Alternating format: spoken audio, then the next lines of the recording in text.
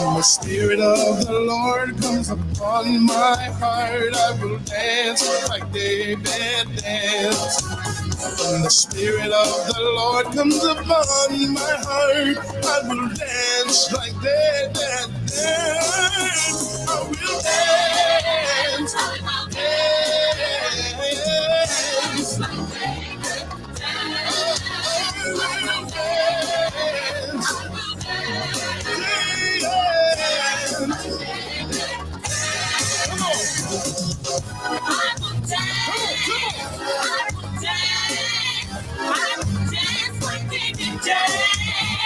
The Spirit of the Lord comes upon my heart, I will pray like David prayed.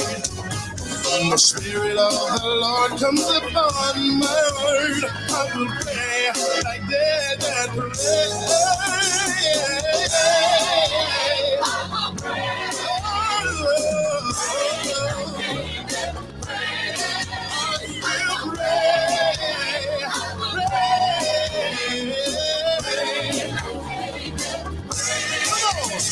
Now time to take it up.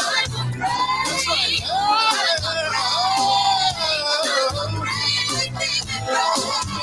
When the Spirit of the Lord comes upon my heart, I will sing like David sang. When the Spirit of the Lord comes upon my heart, I will sing like David sang.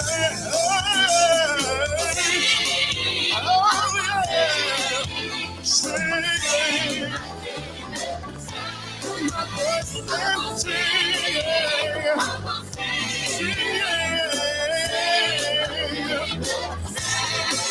I will pray,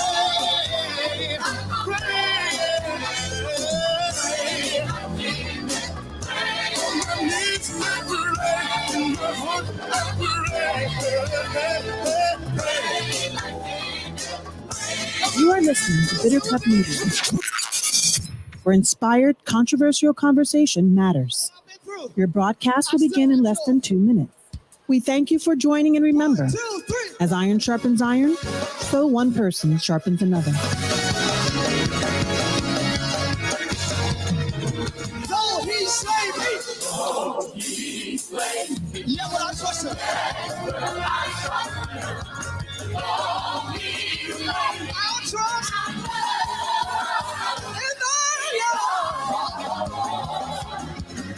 Though talked about and misunderstood.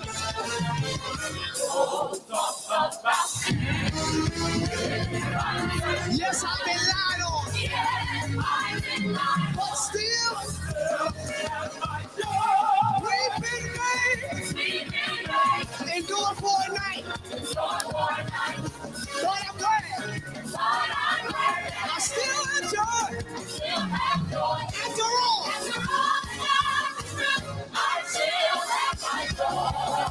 Everybody say, oh!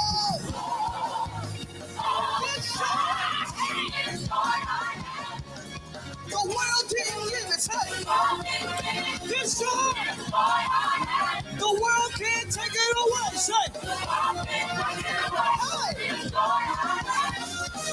Have your hands up. Here we go.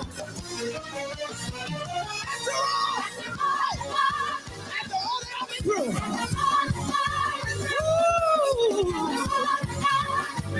I still have joy. Hey, still. I still have joy. Still. I still have joy.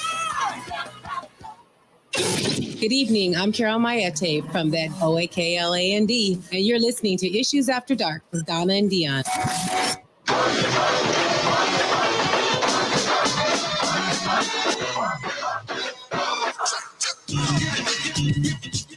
Because the nighttime is the right time to have inspiring, controversial conversations that matter. It's time for Issues After Dark with your hosts, Donna Williams and Dion Evans. Issues After Dark is a deeper dive in today's breaking news, trending social media, and pop culture from a biblical perspective. Gather your thoughts, get your questions ready. Your hosts, Donna and Dion will be taking your calls via the Bitter Cup Media Zoom line, as well as interacting with your social media commentary regarding today's topics. And now, Issues After Dark with Donna Williams and Dion Evans.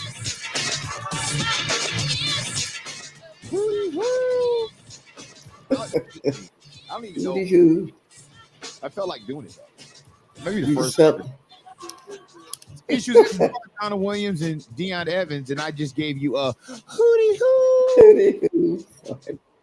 You ever What heard is that from? Yes, I have, but I can't remember what it's from. I have no idea. It's some movie or I something. hope I don't get embarrassed later on. Like, do you know that's from so and so and so and so? And I'm like, oh, I don't can't remember that. Can't remember. Do it one more time since I'm in ignorance. Hootie hoo. Might as well enjoy the ignorance until someone informs you while I can, so that when light is shed upon me, I can be like, yeah, I'll never do that again. Yes. Dion, you remember that time you did? Hey, I didn't know.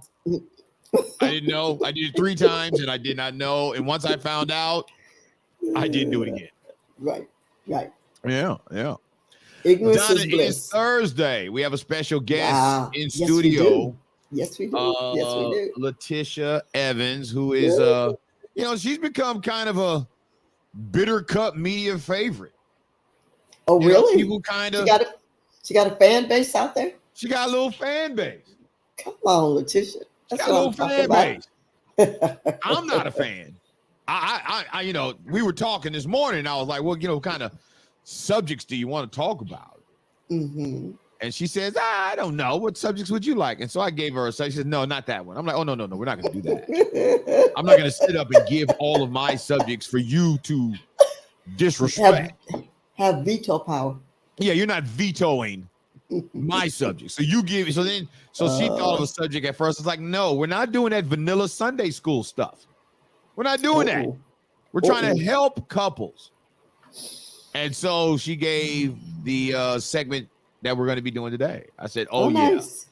Yeah, because you and Donna, nice.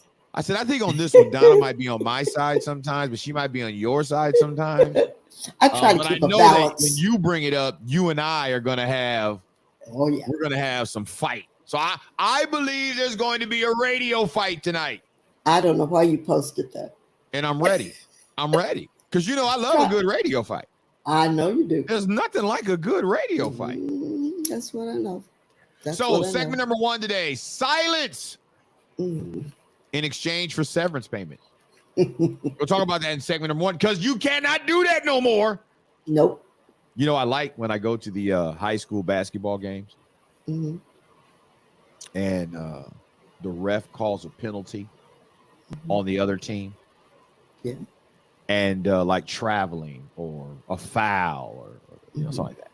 And the student section will all start chanting, "You can't do that." I love it. It is the funniest. You can't do that. Gosh. So as it relates to businesses, telling people, hey, we're going to lay you off, but we're going to give you some money. But before we give you this money, you got to be silent about the layoff. You got to be silent about the terms. And you can't do interviews or talk to third parties about your experiences here. Yeah. There's now new law in place where you can't do that. And I think that's good. Yeah. So we're going to talk about that. Yeah. Segment number 2 is the topic that our special guest came up with. SuperWoman. Ooh-wee. Who called you that? Ooh-wee. Now, part of me really wants to see where she's going with this.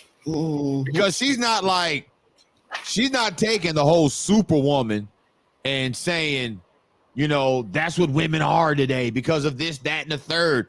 She's more like, who called you that? Who said you're a Superwoman? Why are you a Superwoman? And so I'm interested to see where she's going. Okay. But I'm also ready to fight. I'm ready to fight. I can only fight so far because it's late in the night. So I got to be able to fight and make up before the show is over. Because if not, it's going to be trouble. And I don't need none of that. I don't need no trouble. Well, I have a saying I came up with years ago about Superwoman. What's that? Superwoman worked herself to death. Superman got married again. I didn't think Superwoman has to deal with a comic icon. Is it?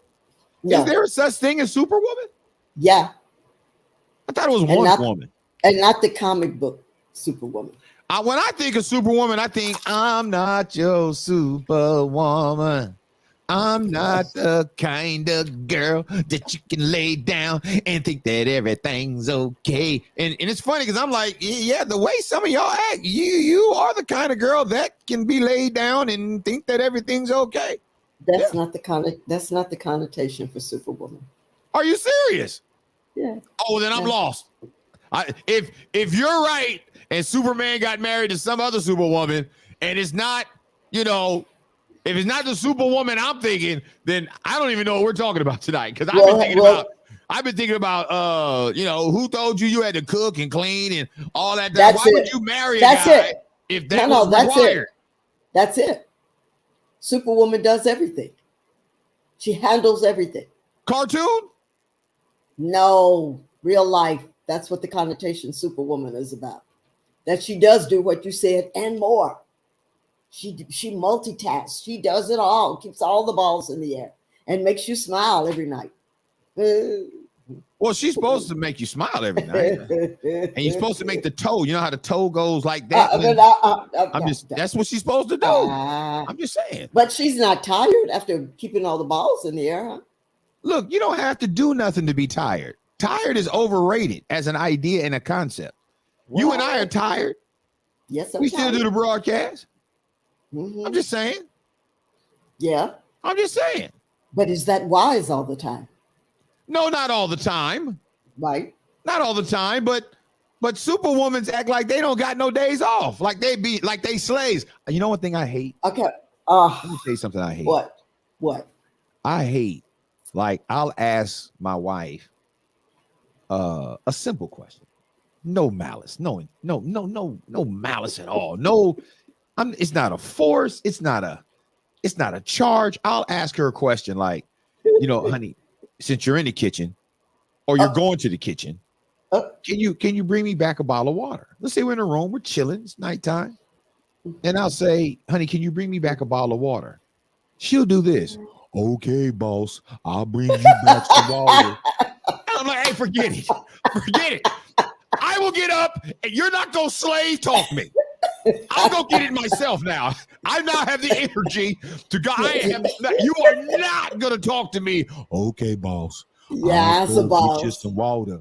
No, forget it. Forget that. You are not going to do that to me. Go in there and get you some water. I was going to get you some water. I drag my knuckles on the floor to get you water, boss. No, I love it. No. Oh yeah, you're right. That's going to be a fight tonight. I can see that. Oh yeah, it's going down tonight. I'm just saying. So again, segment number one. This segment is almost a waste of time because it is. Nobody wants to hear this segment. I guarantee you. They want us to go straight to segment two. Silence in exchange for severance payments. There it is. Mm-hmm. And then segment number two, marriage, Superwoman. Who called you that? And our special guest will be Leticia Evans. And then we're going to finish the show out with it. So we'll have part one, we'll have part two, and we'll just have a good time with it.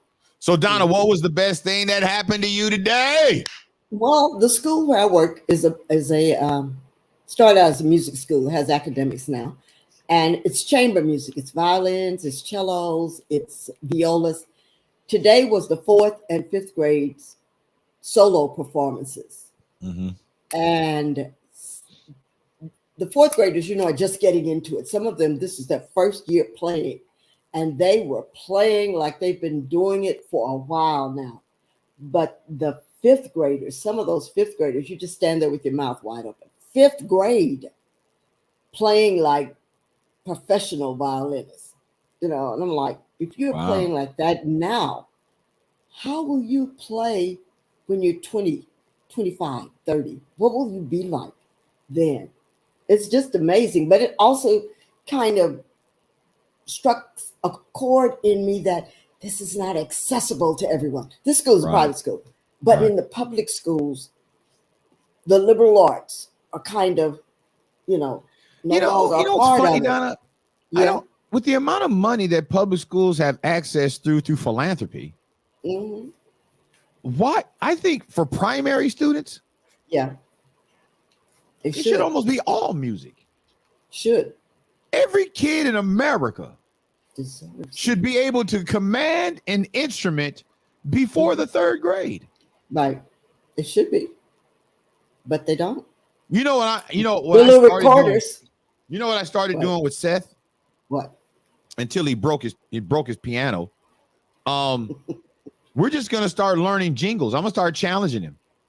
Yeah. I want to see if you can learn the rap jingle before I can learn the rap jingle. We just gonna go back and forth. So can he play Mo Bamba before I learn to play Mo Bamba?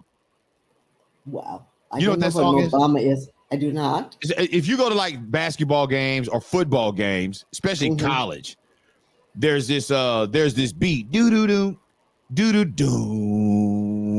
Okay. Do. I can't sing the song because the song is like ratchet. It's like a wretched song. What? But the beat, man.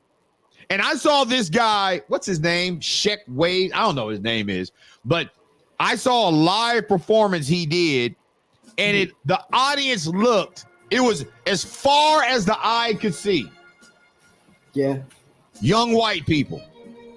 They knew every single word. How about that? And the N-word it's got more N-words than any other word in the song. And them white kids was out there singing that song with all their heart out. Because now they have permission. They are having a funky good time. Let's go to our first break, Donna. Yeah. We'll be back with the segment that nobody want to listen to anyway. All right.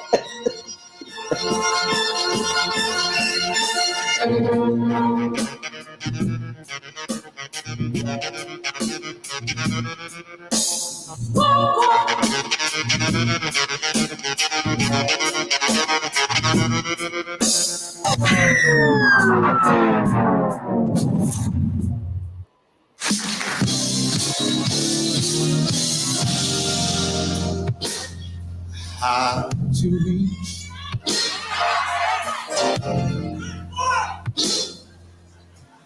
the last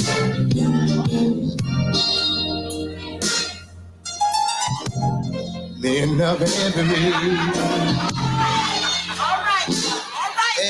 bird.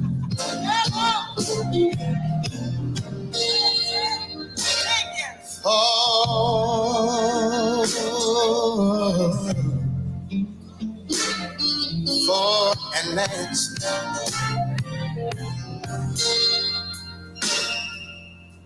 Jesus gave the key.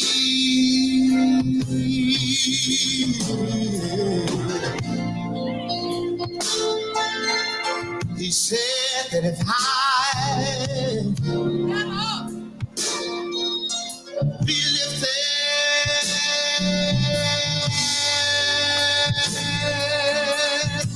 and I'll draw all men unto me.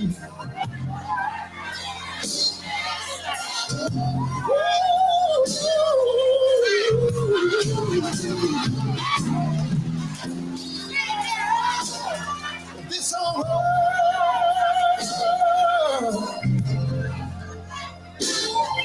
is home.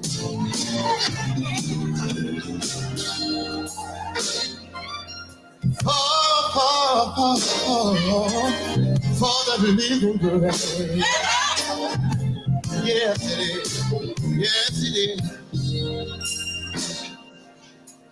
We ought to lift Jesus.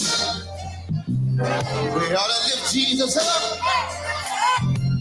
Yes, we are.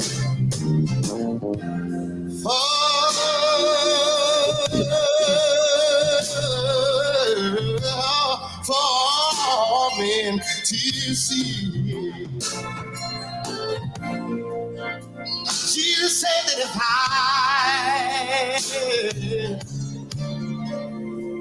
be lifted,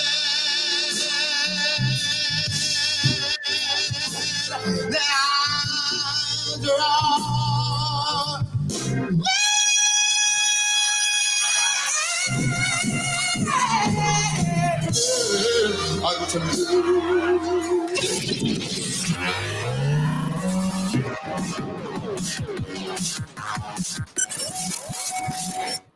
Try Jesus, not me. 'Cause I throw hands. Try Jesus, please don't try me. Because I'm fine. I know what it says. It's Issues After Dark. About getting slapped. Donna Williams and Dion Evans. But if you touch So me, Dion, before we get into the tantalizing subject Yes. of severance pay and muted mouths, there was one thing today that my daughter did a post on Instagram, problem, and she said, "Look, Mama, Carnegie Hall." Try She sang at Carnegie Hall with Leticia tonight in New York City. Your daughter did that? My daughter, she sings background vocals for Leticia. Oh, I know that. Well, they were in Carnegie They were in Hall. Carnegie Hall? And they did. She did Nina Simone songs, and they did the Four Women. Remember, I always said I was Peaches. Yeah. And so she sang. My name is Peaches. Yeah, I remember that. So she posted this picture standing in Carnegie Hall, empty, and look, Mama, Carnegie Hall. I have another daughter that's on tour in Europe with Lizzo, and my oldest has just published her first children's book. And I'm like, I'm just a woman raised in the Jim Crow South who couldn't dream beyond the parameters that were put in place. And my daughters are. They are your dreams. It's amazing. They are my dreams. Dreams, yes. Living beyond. They are my dreams. Absolutely. Beyond your parameters. Absolutely. Racism, Absolutely. Institutionalized racism, halted your ability to do a lot. Yeah. But it did not halt your ability to transfer that opportunity to them. Yeah. That's the power of Black people. Yeah, that's the power it. of Black people is that which was supposed to completely hold us high. You gotta understand, slaves were enslaved. Not slaves. Africans were enslaved. Mm-hmm.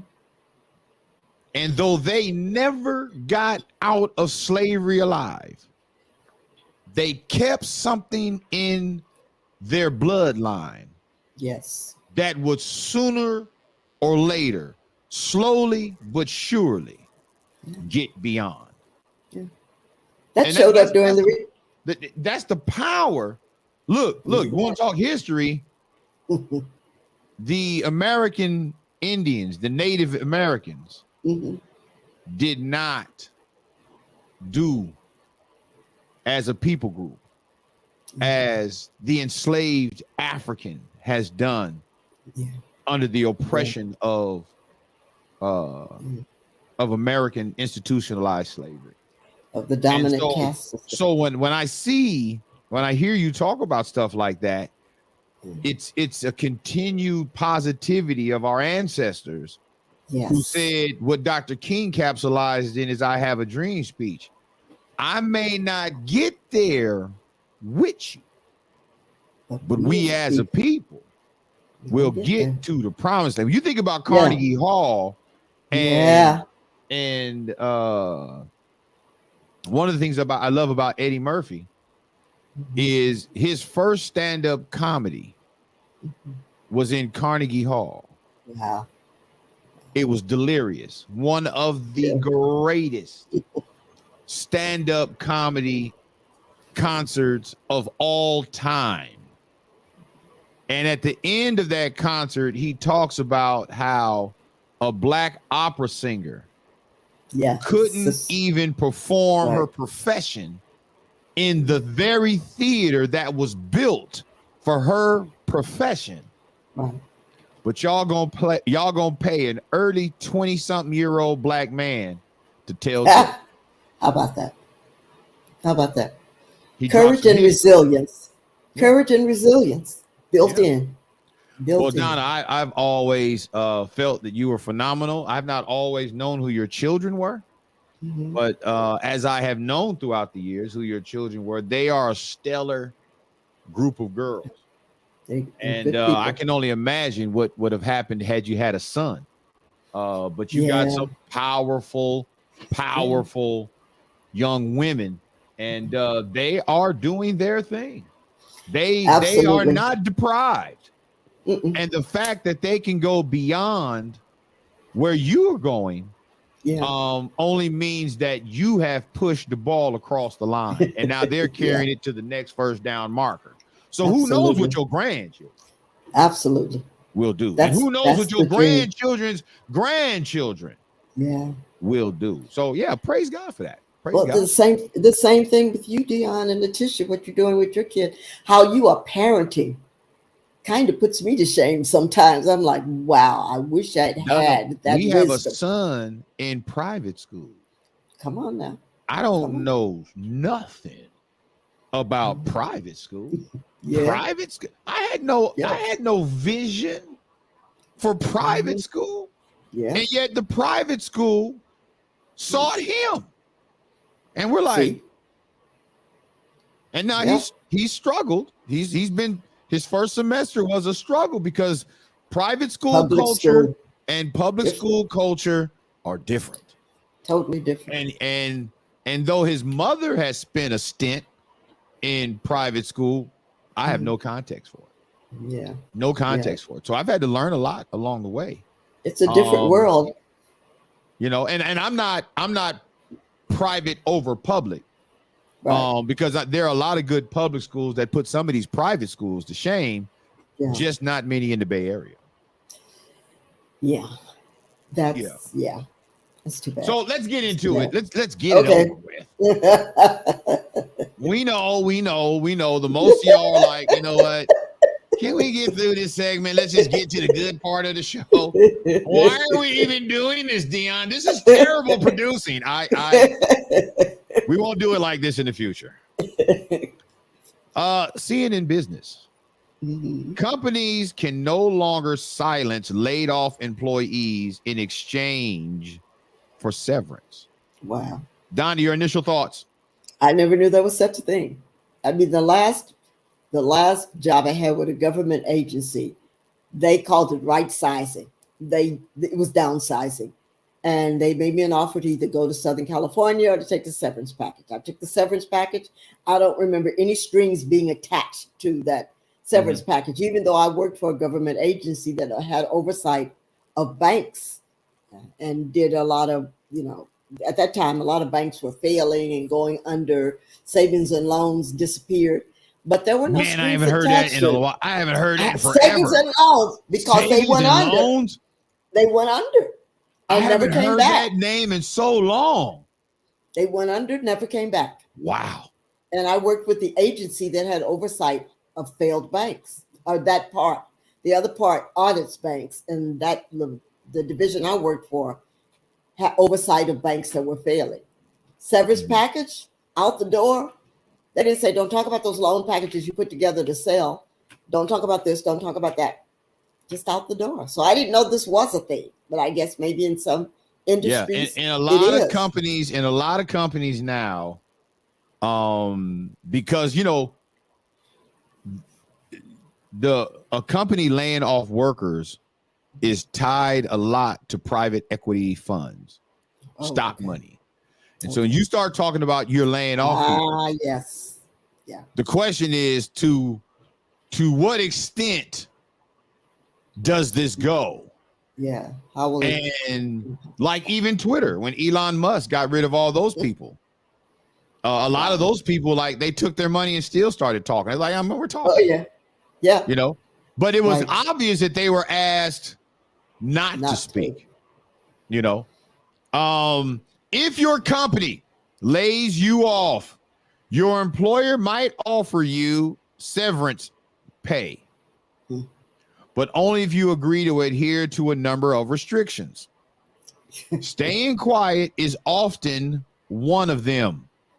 But the National Labor Relations Board this week put employers on notice that they can no longer silence laid off employees in two very specific ways that the board says violates employees' rights under Section 7 and 8A1 of the National Labor Relations Act.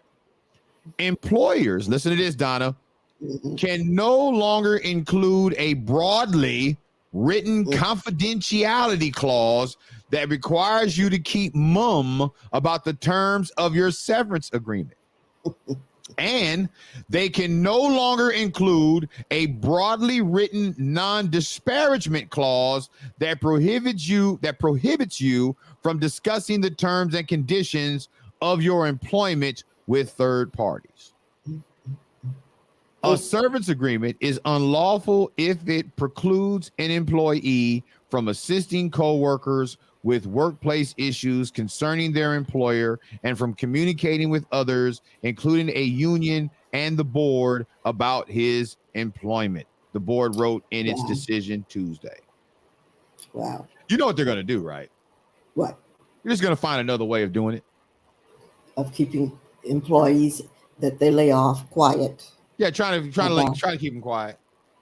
Or they're just going to get rid of servants packages all the way because or here's what I would do. If I was an employee, I would lay you off and tell you in 6 months, if you haven't done any of this stuff, I'll give you a check. That's what I would do. I would delay severance. Oh gosh. Now that would require a lot of monitoring. Oh yeah, absolutely. But I think there's something wrong with a company who thinks it's okay to say, we're letting you go, but we want you to be quiet about why we let you go. Like, no, you don't get to control me once I get a pink slip. For real. Once I get a pink slip and I walked out the door and you done escorted me out the building, you don't have no more power over me. Right. I'm going straight to the news van. I'm going to tell them everything I got to tell them. We'll see, Mr. Evans. We knew you would do that. That's why your servants package is so low. We're not giving you anything because you can't hold water. You can't hold water, so there you go. I get the idea that it would impact your profit margin or your stocks. Yeah.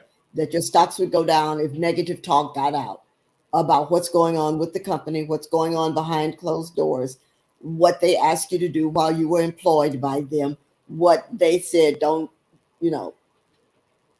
put this, sweep this under the rug. So yeah, I can see where companies would have a concern about someone taking that kind of quote unquote proprietary information out into the marketplace. You know what? I just thought of something, Donna. What? Our special guest today, Leticia Evans, who's going to be talking about marriage, SuperWoman, Who Called You That? She professionally works in this area. I say we bring her on now. Because people are like looking at us like, look, y'all, we like y'all. But Leticia's on. Right. We tune in for y'all every day. But today we didn't tune in for y'all. Right. But I think we'll just add her to the stream. We'll add her to the stream. How are you, Leticia? Hi, Leticia. Good evening, Miss Donna. That's her new look, Donna. That's just tonight. That's gonna let us get you in trouble. All right, so real quick, you heard us talk about this severance package, and you work in the field of HR, right? Mm-hmm. So what do you have to say about it? Did you know that this was happening? Is this something you knew was coming down the pipe? No, I didn't, but I do know these things exist. I've had to help orchestrate RIFs or reductions in force. And so a part of that process is you sign documentation, and there's a lot of legalese. Most times people are given opportunity to take the documentation, to a lawyer. All those things require monies, right? And so not many people do that. They just, they see the dollar amount, they count the losses, they sign the documentation, and they walk. Does the company ever follow them around to find out if they did talk? No, but there are general sites where you can have someone from, let's say, marketing or from one of the other departments kind of keep tabs on, or people naturally getting notifications from certain social media sites. And I think I forget the one that is pretty big for complaints, but there is one, and it sort of rates the organization, and you have the ability to talk specifically about leadership.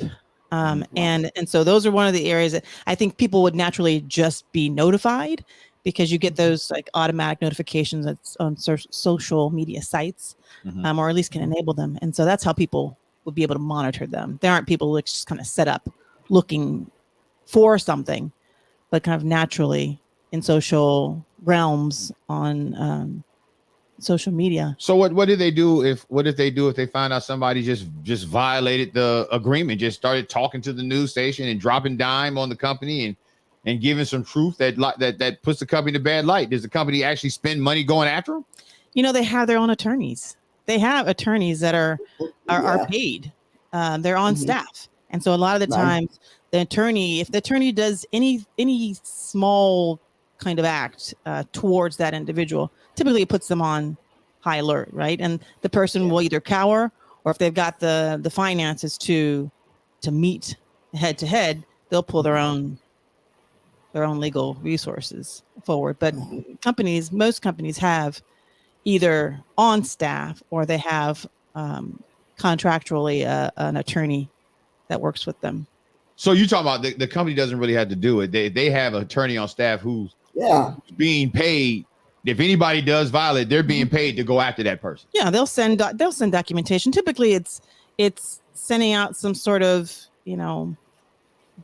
paperwork documentation that states that they've seen or heard that something is taking place, and to cease and desist.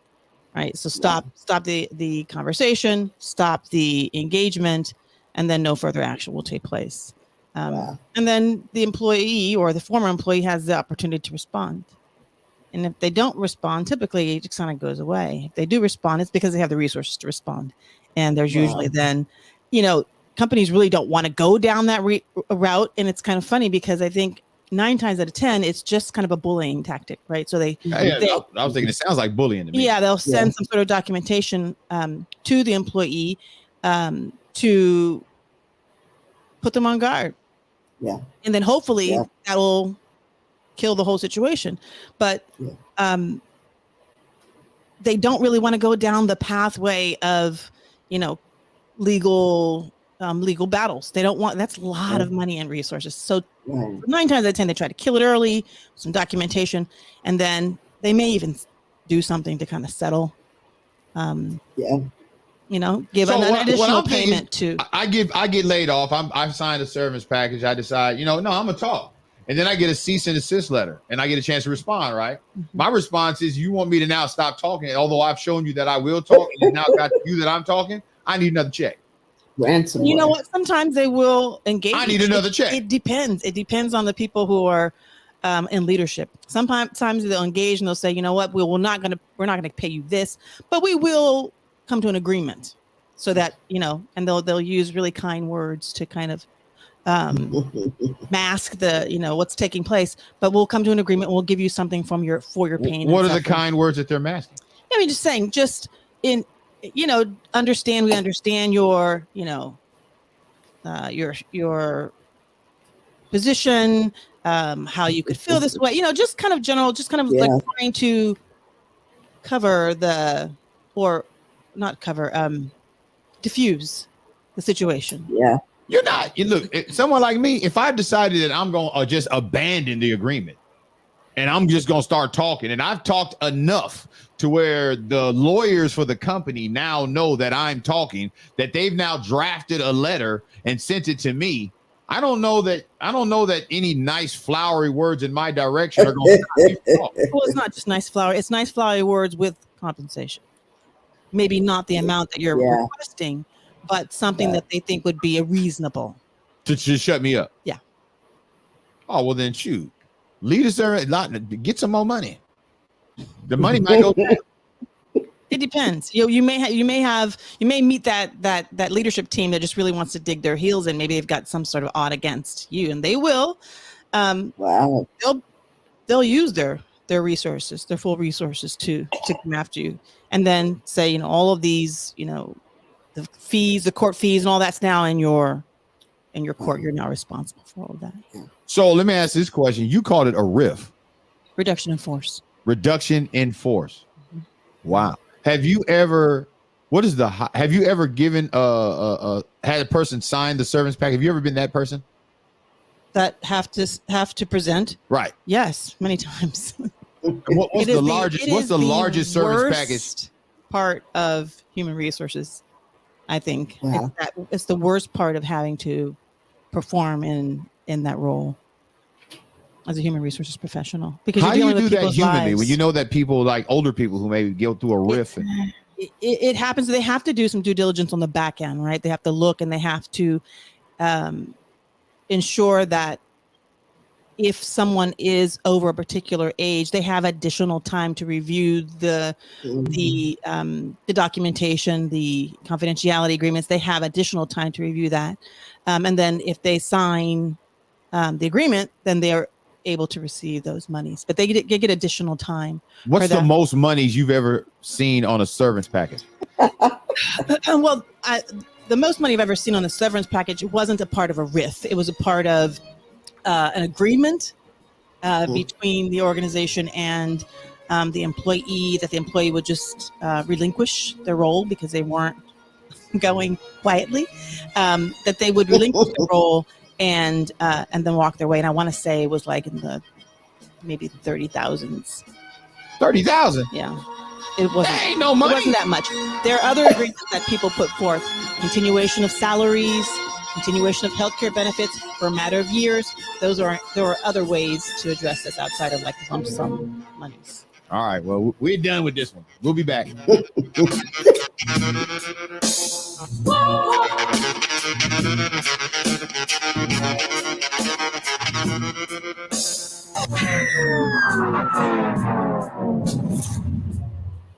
Hit it. Put your hands together one time.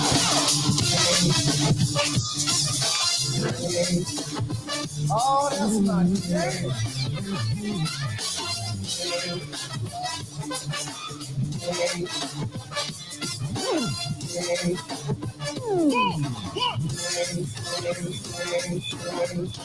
Did I misunderstand you?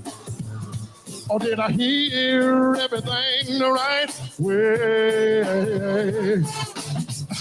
The situation you're going through is getting harder for you to face.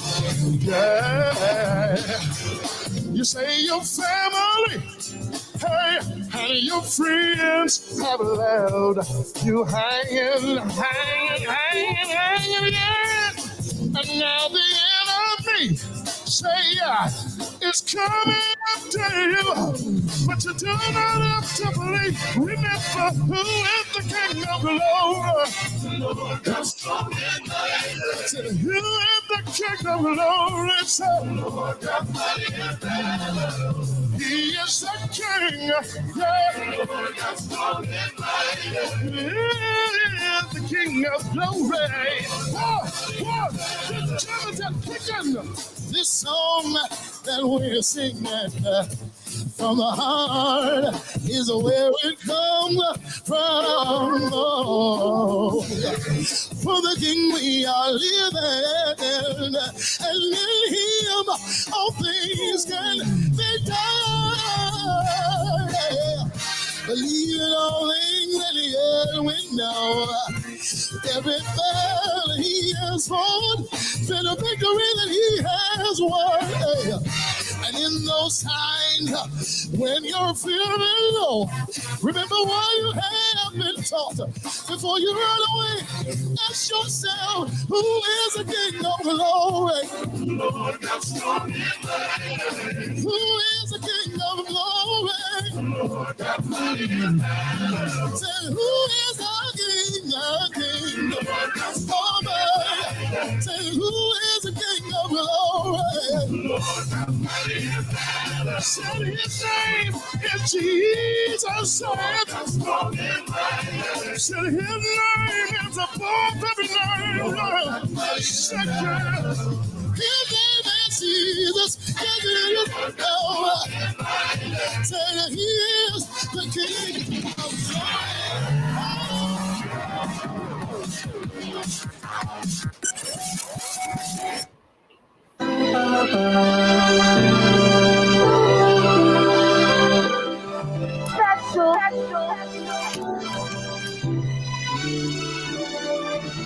Woke up this morning to somebody in a video talking about something I posted in a video. If it wasn't me, then would you even get offended? Or is it just because I'm black and heavy? Y'all don't hear me though. I've been the same since I've been dropping slow on business. Issues After Dark, Deion Evans, Donna Williams. We got our special guest in studio, Leticia Evans. Donna, on this song that Lizzo is doing, what instrument is your daughter playing? She plays the keys. She plays the keyboard. She has like 4 different kinds of keyboard, but she's also begun to play what they call the keytar. So it's like a keyboard, but it looks like it's held like a guitar. Oh yeah, and it's called the keytar. Yeah. So, but she plays the keyboard. Her setup is usually 4 keyboards. Wow. I have no clue. But yeah, different sounds, I guess. Yeah. All right, our special guest, Issues After Dark, Leticia Evans. Before we get into this topic that you created, Don and I had a conversation earlier in the week on black women and guns. And I confess that I've never held a gun. I've never fired a gun. Mm-hmm. And I was thinking about you, and I was like, wait, she's fired a gun. That's why she almost was not my wife. Tell us about that story. Well, I fired guns long before that incident. My father always thought that it was important for his girls to know how to use guns. And because he, for much of his life, there were only girls. Towards the close of his life, that's when he started having boys. So he taught us how to use shotguns, hold up against the walls. Told us how to. He was creating killers. Hey, we didn't live in the best of areas, and it was his way of saying protecting us. Know how to protect your house. If you guys are here, or if you and your mother are here, you know how to use this. And so the younger ones didn't get it. Just me and the 2 older sisters, Alana and Lena. We all learned that, and then he would take us to the back and shoot cans off the fence. I loved it. However, the incident that you're talking about was I was 8th grader, and a lot of my life I was able to hang out with my older sister. So the sister that's right above me is 2 years, and then the eldest sister is 4 years above me. So they took me everywhere. We were raised. That's the first group. The first cohort, Trotter cohort. And so I did everything with them. And so at this point in my life, they were in high school. I was in elementary school. I guess we would call it middle school. We went to private school majority of my life. So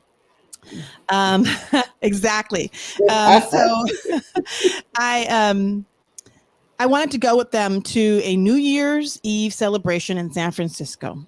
They were going to the square, and they were ringing in the new year together, and I wanted to join. And my mom said I was too young. But in every other instance, I was able to go with my sister. So I did something very, very immature. My father had passed away that same year, actually.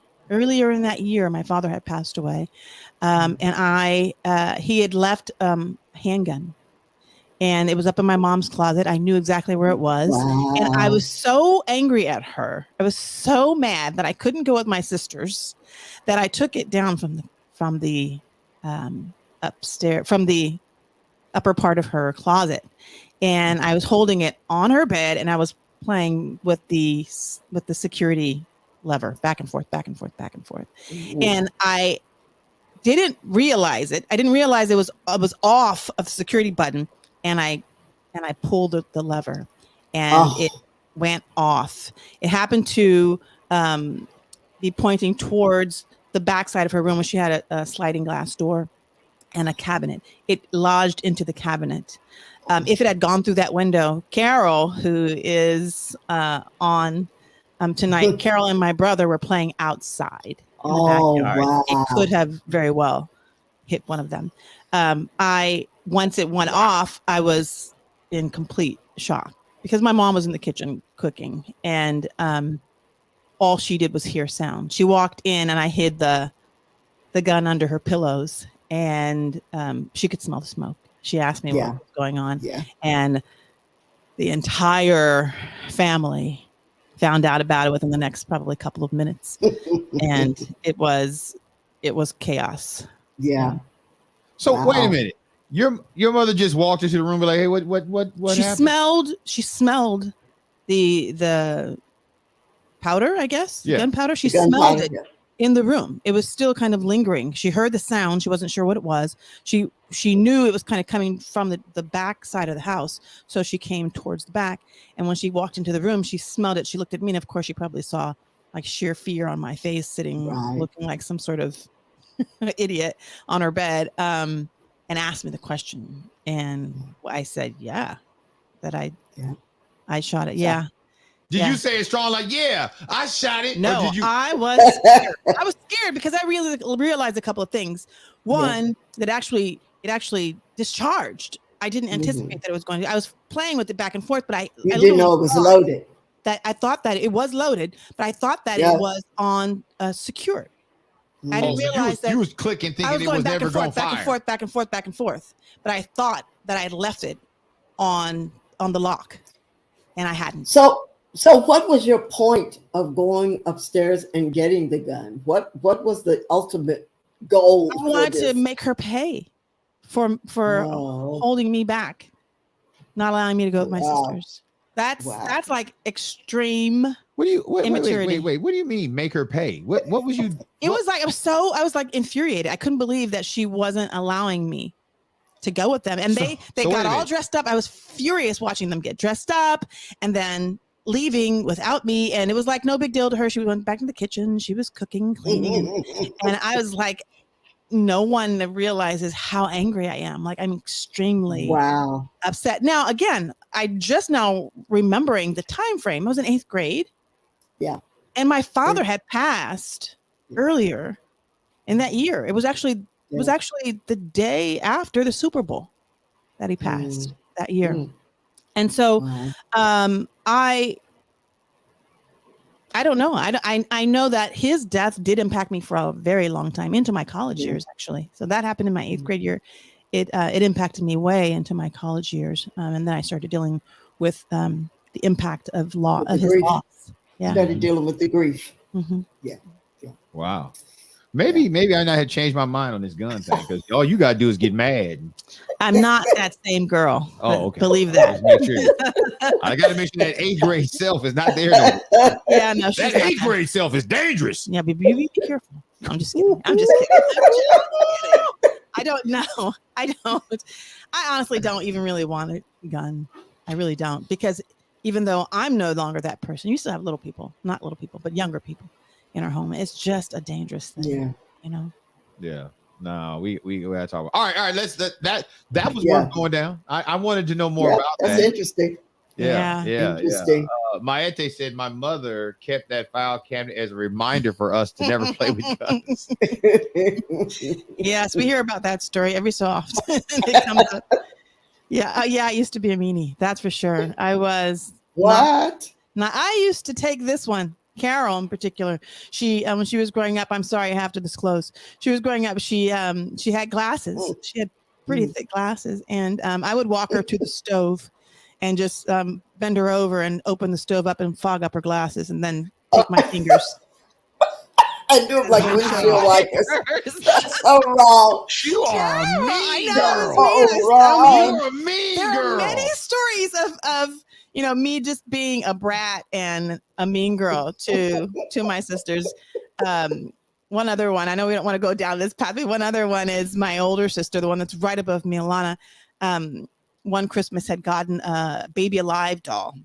And that was an interactive doll. That was an interactive doll. You could, feed her, and she would, poop, and she could drink, and she would pee, and it was just so exciting because nothing like that had ever, we'd never seen anything like that. So Alana got the Baby Alive doll. I got this plain doll that didn't do anything, and I was very mad about it. And Alana, of course, was a little nippy too. And so she would be like, no, that's my doll. You can't play with my doll, all that. So I took her doll one day downstairs into the garage, and I took, I laid it under a table that was down there, and I rammed the table on the doll, and to the point where the lips stuck out so that you couldn't feed her anymore.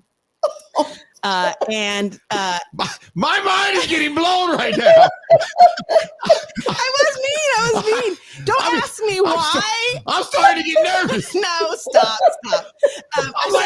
I'm visualizing this like with the creepy thriller music. I'm like, wait, it gets better. So I got nervous because I didn't realize. I realized that I had broken the doll, and the lips were protruding. So I went and got one of the hammers and tried to hammer her lips down. Of course, her lips became all disfigured, and my sister, she's like, well, now I want your doll. I'm like, you can have my doll. Like I never wanted mine anyways, but she couldn't have Baby Alive either. So I was somewhat satisfied. That's that if I can't have it, you can't. Oh, that's terrible. I know. Wow. That's terrible.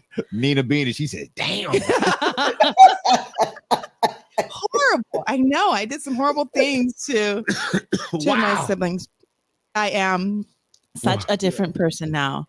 And it's funny. I remember laughing at things as a kid that I am horrified that I laughed at, growing up. Like I would think certain things were funny. And I remember a time in my life where I started questioning why was I laughing at that? And I was still sort of young, but I was thinking to myself at that time, it wasn't something that was humorous. And so why was I doing what inside me was making me want to do that? And I started to challenge myself. Just independently, I just started challenging myself on what was funny about that. What was funny about that person? Why did I laugh at their shoes or their clothes or, how their body was shaped? Why did I do that? And I started to challenge myself, and that's many, many, many years before really coming to a full knowledge of who Christ is. And, the grace and the mercy and things that he provides us. But I was a pretty nasty kid. I think sometimes though that the unresolved grief, it is the catalyst for a lot of the decisions we make. The anger, for sure. Yeah. Until you come to grips with the grief and begin to process it, then it's going to come out one way or another. It's going to show up. You may not be able to identify it, but it's there. Yeah. And so on. Until you tap into it, no, and there's 7 of us. There's 7 of us. We're all in school age years, and my mom was, thrusted into single parenthood, and it was tough adjusting. Everyone had to readjust to what roles they played. Now that we didn't have our father there, we had to take on, and my mom had to be the primary breadwinner.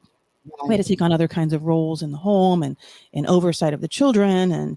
And so there was a lot that was going on. I think there was even for some of my brothers who were very young when my father had passed away, there's a lot of still kind of residual undealt with grief that they walk around with today. Yeah. It's funny. You talk about a lot of this happening. A lot of these memories you're bringing up is like when you were in the 8th grade, and it's like I don't know if if something would have happened to my mom or my dad, someone you grow up with, you depend on, you don't have a context for the dying. Right. Death is not a possibility to you. Right. And then if it becomes your reality, it's like you are like, do you know another kid who that happened to, but it's happening to you? Yeah. And that's a lot to ask an adolescent to process. Can I say something about that? I think I may have mentioned this sometime before on a show or maybe just in conversation with you both independently. But when my father passed away, I walked around the world, my sphere, thinking that everyone was from a single parent home. Like no one had both their mother and their father in their home. And there was an occasion, I think, where I was chatting with one of my classmates and they had mentioned their mom and dad in the home. And I literally was shaken. Like it was like a reality check. Like, wait, you mean you have both? My mind did something in that time to cope. And it allowed me to see, through the lenses of single parenthood, like everyone is in now the same boat. is in that same Wow. situation. Wow. So let's switch over a little bit. We'll slide. Superwoman. Yeah. I ain't your Superwoman. Talk about the topic. What do you mean? Me and Donna was having pre-convo. Yeah. And she kind of laced me. Give us your opening comment regarding this subject we're going to go to. I think this idea has been around for a bit of time. Yeah. There was even, I believe a book called, I think it's called Superwoman Syndrome, something similar. Yeah, it is. Superwoman Syndrome. Yeah. And it's just this idea of you have to wear all the hats. Yeah. You have to be able to do everything that you need to do, want to do, and do it all perfectly. So you can be your mom, you're a housekeeper, you're a mom, you're in the workforce, you're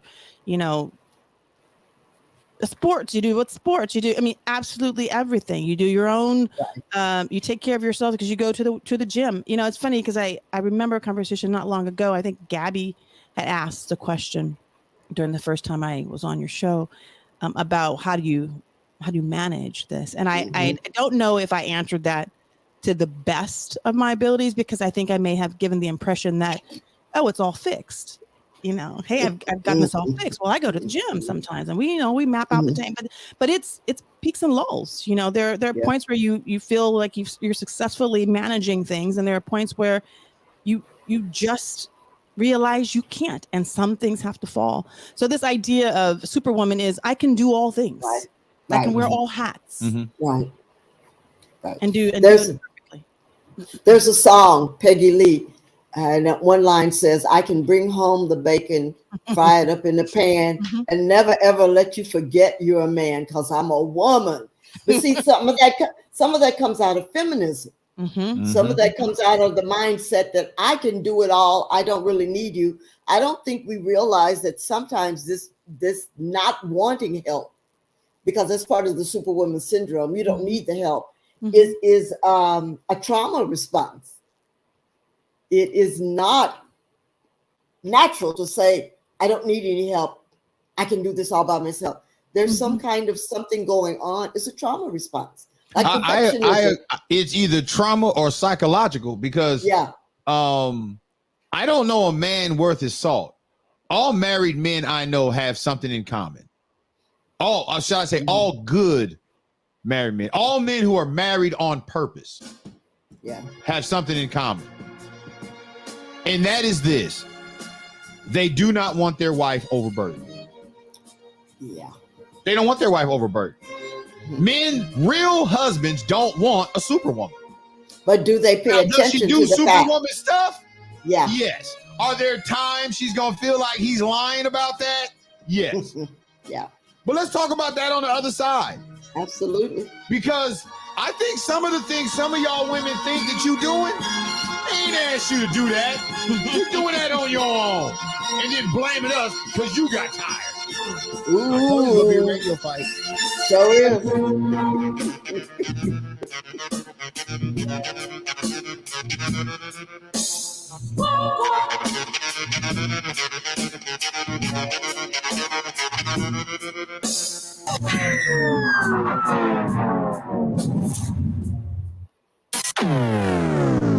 This is Seth Quinn Evans, and you are listening to Bitter Cut Meat.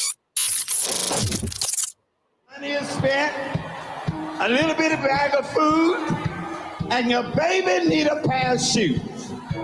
Turn to your neighbor and tell him, I tell you what you ought to do. Jesus can work it out if you let him. Diane Williams. That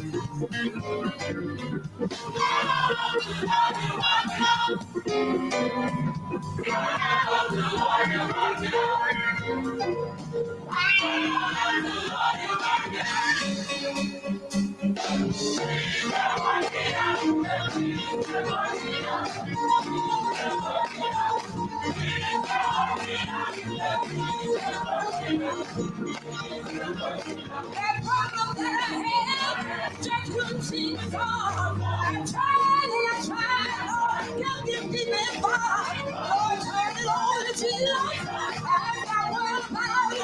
I gave it over to the Lord. He worked it out. Oh, Jesus, if you let him, oh, Jesus, Jesus, if you let him, oh, Jesus.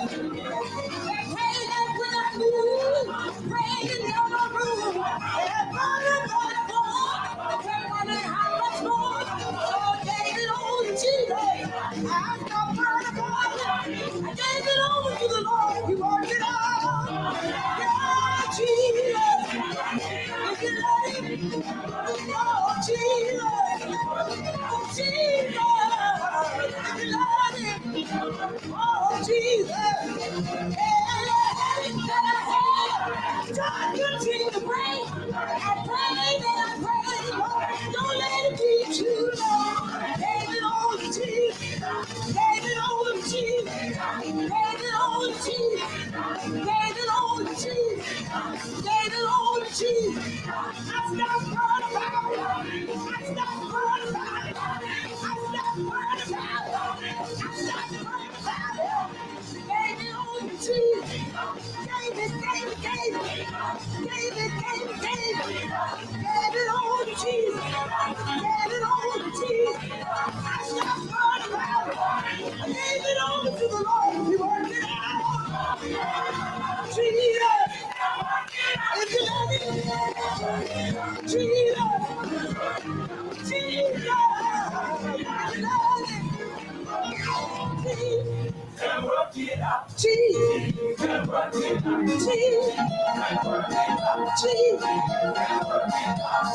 it, Jesus.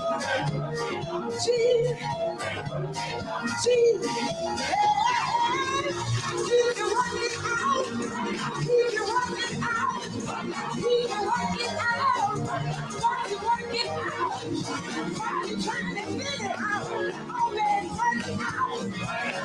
Trying to figure it out. Already working out. How you gonna pay the rent? On your own understand. A little bit of time to food. Maybe you got shoes. You got life bill due. You got gas bill too. Come on, disconnect. Come on, disconnect.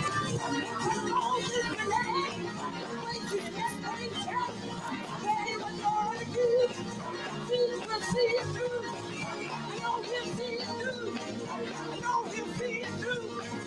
Abraham had a son. I was the only one. Down to a mountain high. One getting ready down. Abraham said a word. For he heard he heard.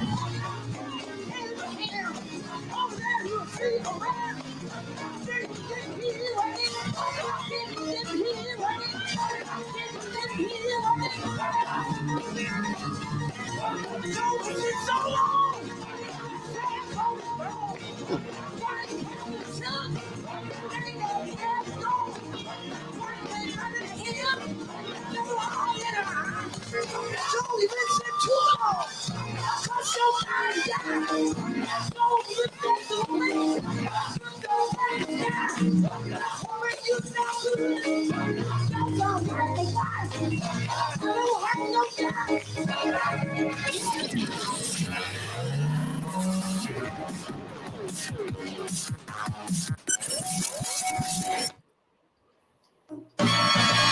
You fall in love, simple. The sky up above, simple. It's caving in. Wow! You never been so nuts about Issues After Dark. Donna Williams, Deion Evans, our special guest, Leticia. Talking about Superwoman. Superwoman. Who called you that? Let's get into it, ladies. I don't want to throw the first punch because they say men ain't supposed to fight. Well, let me read what Scripps Medical Organization has about Superwoman. If you think you have to do it all, juggle a career, family, your home, exercise, and social activities, you may have a condition called Superwoman syndrome, a term first coined in 1984. Superwoman syndrome occurs when a woman neglects herself because she is seeking to do it all to perfection and stretching herself too thin. Oh, I don't see women doing that today. They don't seem to be neglecting themselves. I don't. I think neglecting yourself. I think in that instance, it's talking about just not dealing with your emotions, suppressing your emotions, because you have things that you have to take care of. You're a caretaker. You're a church worker. You're a wife. You're a mother. All of these hats that you have to wear. And I honestly don't think it's that a person has to call you that. I think you're standing in a role and you have things to take care of. I think the idea of doing it perfectly is where the Superwoman kind of comes into play, because I can recall there was a period of our life, our marriage, where I sort of despised you. I mean, it was early on. You despised me? Yeah, I did, because I didn't think you understood. I didn't think you understood the hats that I had to wear. So when nobody gave you no hats to wear. It wasn't that. It was just bestowed upon me as a mom, as a wife. So you're a pastor. So here's the deal. You're a pastor. That's some baloney. I'm your wife. You're a pastor. I'm your wife. I recall an instance where there were needs in the church. Right. There were holes that needed to be filled. Right. And you mentioned to me, okay, you're going to be over this. You're going to be over this. Now, I had a full-time job. We had children, or at least one child at the time. Right. I take it as a responsibility to cook healthy meals in our home, so that we're not eating fast food all the time and things like that. So, you said to me, I think you should take this role. And I remember emotionally saying, I can't take this role. Like, emotionally, I can't take this on because of all these other things I'm still having to manage. But I felt guilt because you're my husband and you're the pastor. And so I stand in the role. Do you remember what the role was? I think it was over the children's church. I think it was being Crucial responsible role. over the children's church. Crucial and I role. I stood in the role because I understood there was a need. And the children couldn't be sitting in the service all day long and falling asleep on the pews. We had this opportunity to be able to share God's word with them at their level and allow them to grow in their understanding. So I took that on, but I felt I wasn't in an emotional place to do it, but I took it because of your role and that I was your wife. And if no one else were going to stand, I had to do it. So let me ask this question. Since when you're bringing up me as your husband and you're bringing up me as your pastor, we're talking about a dual relationship that most people on the planet will never understand. Sure. They never. I have a role as your husband. As your pastor, I have a role. Those roles are not always consistent with one another. No, sometimes the lines are blurred. I just said they're not consistent that's what I with said. one another. I'm saying it's true. Sometimes the lines are blurred. I'm in agreement. That's okay, all. well, why you got to say it differently? Hey, we don't have to fight here. Let's keep moving. We can fight. I told you I'm ready. Here's my thing. The reason why I asked you what was the role. Here's my question. In our entire life, have I ever asked you to perform a role in the Lord's church where somebody else was better qualified for that role? No, there were situations where there weren't people right there to stand. But see, here's the problem. You're comparing yourself to people that don't matter. We're talking about the Lord's church. And as a pastor, I've got to put the best person for that ministry in place. If it's going to be the children, who you know how I feel about children, I feel the and I same. don't want them scarred. I don't want them screwed up biblically. So I got to find the most biblical, the most honest, the most accurate person for that role that can reach all children. Right. Can I dive in here? Top person for that. How do you then despise me? It wasn't. Hey, that wasn't it. Can I dive in? It's in totality. Yes, Miss Donna, go ahead. Yeah, let me dive in. Let me dive in here because my husband did the same. My husband did the same thing. He would say, but see, it is not. I don't think it is always a matter of the most qualified as it is the person I can trust with this very crucial position. No. I'm not going to let you do that. I'm not going to. It is. That's what I'm saying. It is the most qualified. You're talking about the tender souls of the future. You cannot just put anybody in that role. That I believe is true. You trusted me. You knew. No. There weren't many people to stand in the role either. Listen, there were other people I trusted. They did not know the Bible. They did not have the experience to communicate the Bible to children like you did. There were others who might have been willing, but they could not lead that on their own. They needed someone with some experience and some know-how to kind of mentor them through that. So why would I put somebody in a role knowing that they're not? Because you got to understand, when you're talking about children, you only get one mistake.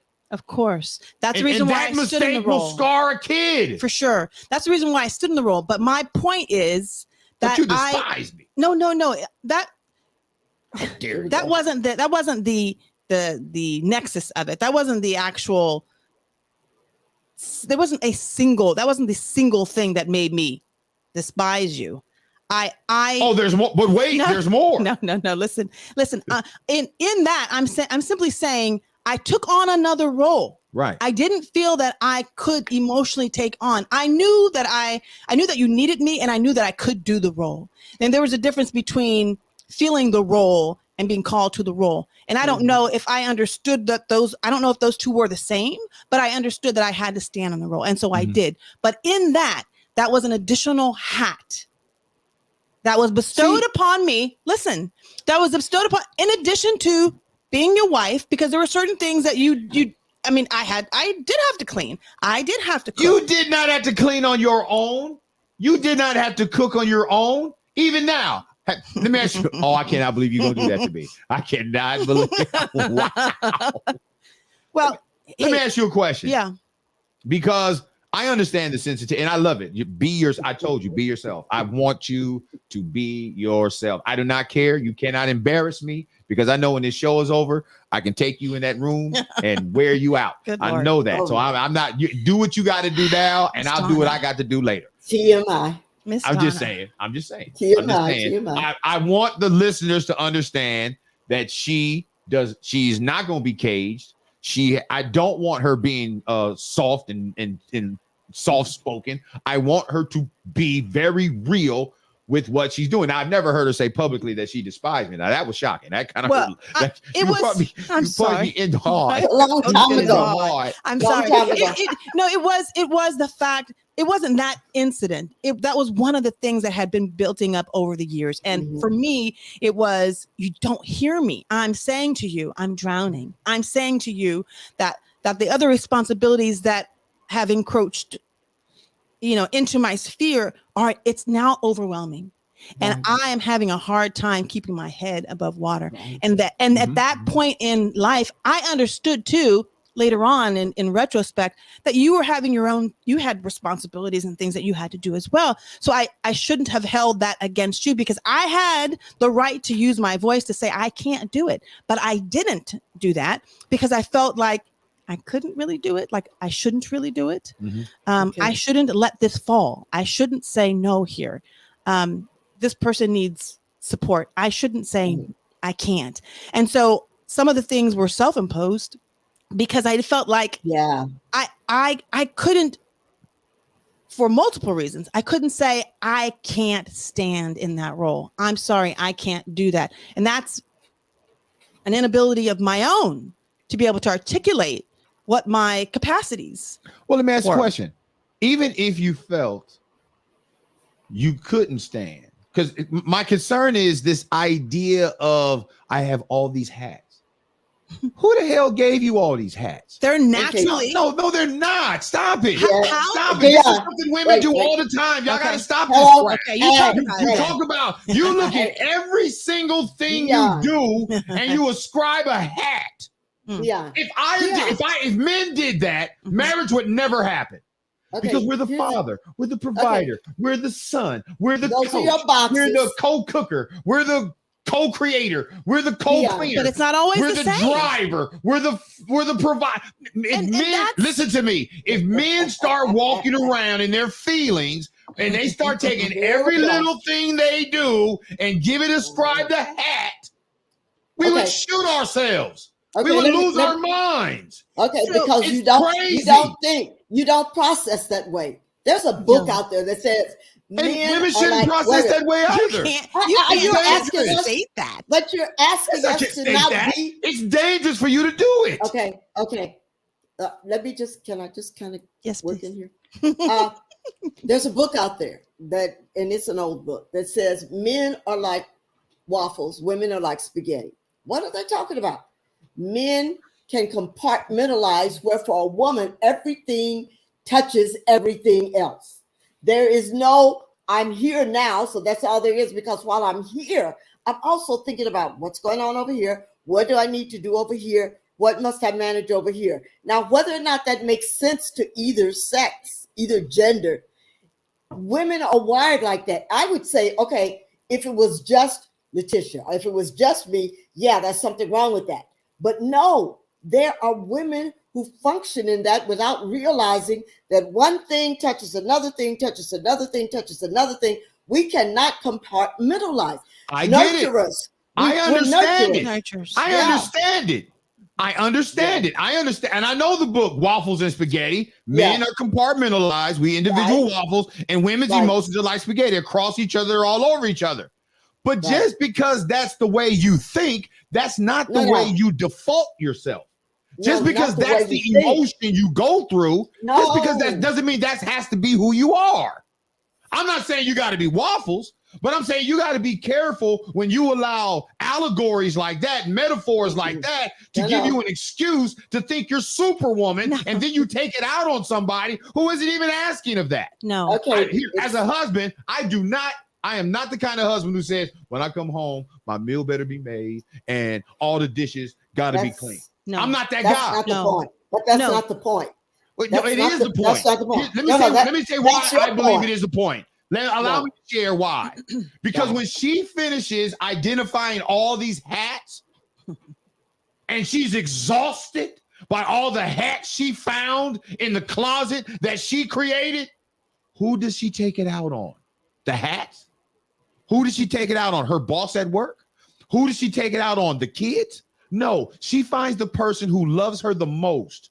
Who can And take she it? takes it out on him and silently takes it out on him. So then I'm sitting around wondering, what is wrong? I know I haven't done anything. I haven't done anything. But what I did not know is by seeing the best in her and seeing that the hand of the Lord is upon her for this assignment and believing God for her, she knows it's what God would have her do and that God has gifted her to do it. There is no malice in my asking her to do something that is necessary for development of children. But what she did silently is said, I got another hat, and then despise me. No, it wasn't necessarily that. And like I said, it wasn't that, and that wasn't the focal issue, the fact that I had to teach the children. I did feel like there wasn't an alternative. I felt like I had to do it, that there wasn't an alternative. But it's not that you are imposing these things on me. Some of the things are self-imposed. I said that. And I didn't realize, fast forwarding a little bit, I didn't realize that you didn't have those expectations until I said to you, I can't my schedule is so crazy. I feel like I can't cook. I can't cook every night the way I used to do it. I remember when you said to. that. I remember what you said. I want to. How did I respond when you said that? You said, honey, you don't have to cook every night. We can eat out sometimes. Or you can cook something quick. You can cook something quick, like I don't know. We'll do whatever you choose. We'll eat sandwiches. Well, you were very accommodating. Now that was surprising to me because in my heart, I felt like I needed to provide these things. And you would say, and the kids would say, Mom, what's for dinner? It would never be, Dad, what's for dinner? It would always be, Mom, what's for dinner? Or honey, what's for dinner? And so the responsibility I felt was solely on my shoulders. And because I cared about the health and well-being of my family, I wanted to not just go and spend, $20-$30 at a fast food joint and give everybody fast food every night. I personally wanted to make sure that my family Did you was hear healthy. what you just said? What? You said, I didn't want to spend $20 and feed my family fast food every night. You're still talking reckless. Nobody ever said fast food every night. I know. We only will do fast food on the occasions. On the nights you don't want to cook. Sure. And I don't want to cook. No, this family has see, this is what I'm talking about. In marriage, often two people can love each other immensely and hate each other at the same time because of conversations that each of them are having against the other. I call it negativity in the heart. I bear a responsibility as a husband to always keep positive thoughts regarding my wife in my heart. And if I start to develop negative thoughts in my heart about my wife, I need to pull her aside. Not in the house, because I don't like arguing in the house. I'd rather us get in the car. Let's go somewhere. Let's argue in the car while driving around in circles, or let's go to a park and sit there and let's argue there. I am not comfortable, nor have I ever liked arguing in our house or wherever we live, shall I say. But I feel an obligation to at least give you an idea of where I'm at before I convince myself where I'm at is absolutely what you're doing. And I think that's a piece of that idea of SuperWoman, suppressing your emotions, not being forthcoming with what's going on internally, or not being truthful with how you're feeling, but just acting, taking on the roles and acting. And like I said, for you, it took me standing back, because I remember I had this struggle with God, and I was having these conversations with him. Like, I'm really feeling like I don't want to feel this way. I love this man. I don't want to feel this way. And I remember that's when he started turning the lenses on me and saying, well, look at yourself in this regard. And I started having to do an assessment of what was going on inside of me. And when I did that, I did say, you are a wonderfully supportive husband. You're encouraging to me. You've, in any occasion, especially in my work sphere where I've had difficulty, and I'm like, honey, I can't, you've always been supportive of the actions, whatever actions I decided I wanted to take. And so it wasn't, I'm saying sometimes the hats are placed on the individual by themselves. I'm not saying that you necessarily force hats on. Oh, no, I know I don't. I'm not going to wear that. Because I've been navigating in all these different worlds, the workplace, the church sphere, the home, Dej, at that point, Dej, her school realm. You start, there's only so much person, there's only so much emotion, and there's only so much time in a day. And there's a point where you just kind of feel exhausted, completely spent. And I think that's that piece of taking on more than you are capable of. Hold on. Here, let me help. And feeling like not that someone has said that you have to do a thing, that you must do a thing a particular way, but that you yourself feel like you have to do. Okay, here's when does accountability jump into here? Because I hear women, and I hear the women behind the scenes supporting the hell out of you. And I'm saying to myself, no, stop that shit. You don't support creating a megalomaniac out of yourself. As a husband, so I'm not calling you a megalomaniac. What I'm saying is, I love you enough to tell you that the way your brain is thinking, it is hella off. Because nobody in our family would ever require this of you. But you require it of yourself. Right. But here's the thing for me as a husband, and this is what other men are struggling with as husbands. Mm-hmm. We're the target of whatever visceral response you have to this mindset you created that does not really exist, nor is it really true. But it's true to you because you thought it. But the kids don't suffer because of it. Your workplace doesn't suffer because of it. Your girlfriends don't suffer because of it. Your family members don't suffer because of it. Yeah. The ire is always on the husband. And that's wrong. Because here this man is, men who support their wives. I can understand the dude who's trash. When I come home, I better be having food. When I come home, there better be this. When I come home, there better be that. And I don't care what else you do. You better do all this catering to me because I'm a king. I ain't talking about that dude.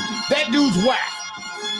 But the man that loves you enough to let you be you, and then the time you're going to spend being you is lining up all your hats and then despise him for the amount of hats you buy? No. Come on, man. I think you're misunderstanding. Commercial.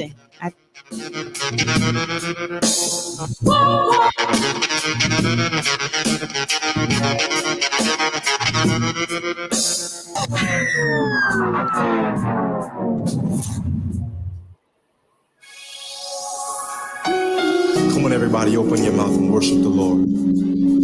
He's worthy of the glory. He deserves the praise today. Come on, everybody, all over the room, open your mouth and worship. Lift your hands and bless him in this place.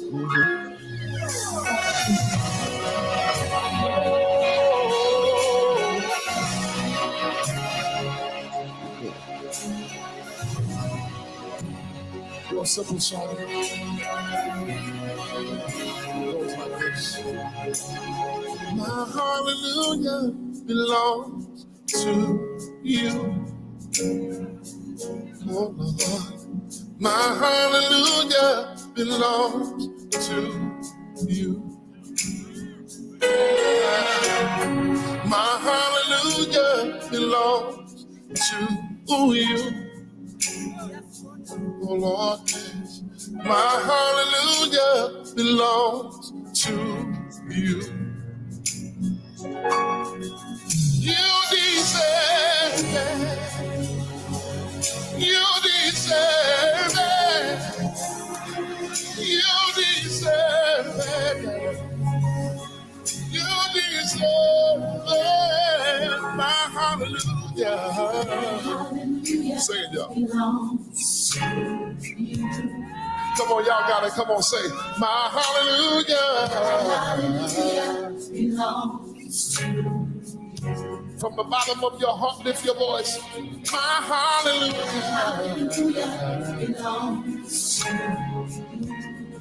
Lord, my hallelujah. Yeah. Then we simply say, you deserve it. Real simple, say it, church. You deserve it. From the bottom of your heart, tell the Lord. You deserve it, Lord. You deserve it. All of the glory. All of the glory belongs. Everything I give you, Lord. Everything I owe you, Lord, it belongs to you. All of the glory belongs to you. Y'all got it now? Come on, say it. All of the glory, Lord, belongs to you. All of the glory belongs to you. All of the glory, Lord, yeah. All of the glory belongs. Everybody lift your hands right here and say, you deserve it. You deserve it.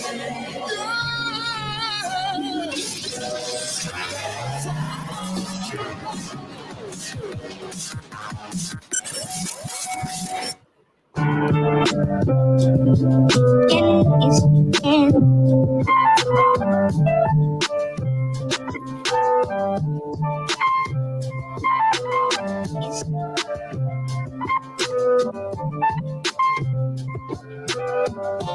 black. My skin is black. It's Issues After Dark. Donna Williams in the middle of a fight. I got something to say. Kick us off. I got something to say. So I'm sitting here, and I am I'm flashing back. Actually, is what I'm doing. I'm flashing back to those days of being that wife who worked and who had children and who would be called on by her pastor, not my husband, called on by my pastor to fill a certain spot, to fill it, which is I'm about to go on another tangent. I'm gonna leave that over there. All right, but I said, my husband, I'm just speaking from my perspective, presumed all was well because I never expressed my frustration, but he never checked in to see how I was doing. Never asked, how are you managing all of this? Where can I help you?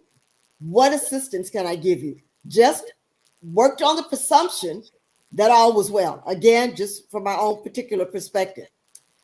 The scripture that came to me that may not even belong in this context, but just came to me, husbands, dwell with your wives according to knowledge. Well, how do you get to know or learn someone? You study them. You don't accept that what you see is what you think what you see is what you get. It's from the inside out. Women come to this place. Maybe I learned it through osmosis by watching other women as I was growing up. Maybe I learned it by the things that were said around me, but I get in my head somehow that this is what a quote unquote real woman does. I'm not giving myself the permission to say, you know what? I don't care if you are the pastor. I need to sit down and talk about this. If you are dropping me in this rabbit hole and saying, go forth and be fruitful. I'm just talking from my perspective, Dion. I know, but can I just say this little piece? Sure. Yeah. Every time the both of you talk about from my perspective, you act as if your perspective is the truth. And from a husband, I'm telling you, your perspective, it is how you feel, but it isn't the truth.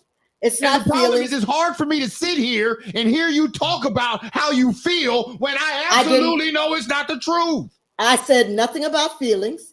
I said your emotions. I said I didn't say anything about emotions. I said nothing about how I felt in the process. I said that either I learned by observing or through osmosis that this is what a woman does. Therefore, I stepped into that mode without thinking about it. True. Wasn't the truth. And I believe that's true, Ms. Donna. And for me, again, kind of just going back to the beginning of this conversation, when I was talking about my mom and her being a single, she did everything. She had to. And so she was my model. Yeah. And so for me, you just did, and you didn't complain. My mom never talked about, oh, I'm so frustrated that I have to take care of, I have to be back in the workforce and I have to take care of these kids and I have to come home. She never articulated that. You just never heard it. She probably could have articulated. You don't know if she articulated. She never articulated before us. I'll say that. You don't know. I don't know, but she never articulated that before us. So that was never a conversation. That was never anything that we processed. We saw her do the work and she did it. She got up early in the morning. After my father passed away, she got a job that was able to sustain our family. She kept the house. She kept the car. She kept us in private school, which is a huge feat. 6-7 kids in a private school. She grocery shopped. She spent time with us. Everything. And you would ascribe a hat to every one of those pieces. According to you, that's what you did to yourself. You ascribed a hat to every one of those pieces. So maybe I should say. Maybe I shouldn't use that analogy of a hat. It is the different realms that you have to the different realms that you navigate. So you just took away hat and synonymously put in realms, which is even worse. Here's the deal. Here's what I'm saying, and I kind of briefly mentioned it in when we were on break, that there was a period of time where I said, I feel like I'm drowning, like I can't do this. What I didn't realize is that I didn't have to do everything. And it did take conversation between you and I, where you said, honey, if you don't feel like cooking a particular night, let's just talk about it and we can go and get food. Or, honey, you don't have to take care of this in this way. We can do this. And you provided me with options that I could consider. Beforehand, I didn't process that there were even options. Stop. So I didn't watch. Did those exercise options, them. Did those options happen when you articulated, or were those options already in place? You just ignored it. I didn't realize that those were in place. No. I'm asking Their a very conversation specific. hadn't happened. The conversation couldn't have happened because I didn't know that there was despising, and I didn't know there was all these hella hats. It's not despising. It wasn't. I told you that you're taking one instance and you're kind of zeroing in on that. That's not what. Let me tell you why I'm zeroing in on it. Okay. Number one, it hurt. I'm sorry, honey. In the heart. In your heart. I'm sorry. It was the past. Listen. But it hurt. I understand. And let me tell you, for men, for those of you who don't have husbands, or maybe you haven't had this conversation with your husband, one of the greatest ways to wound your husband is to take offense in his direction, something he never was considering in the first place. You sitting up and describing all these things to yourself and then taking it out emotionally, even if it's in silence, even if it's in stonewalling, you're creating an animosity, you're creating a trench between you and your husband. Now, your husband is noticing things, because real men who are husbands are studying their wives all the time. They want to be the best. They want to provide the best. And after a while, when he can't quite figure out the logic, he can't quite understand why you're acting this way or why you're doing that, sooner or later, he's going to ask the question, hey, what's going on?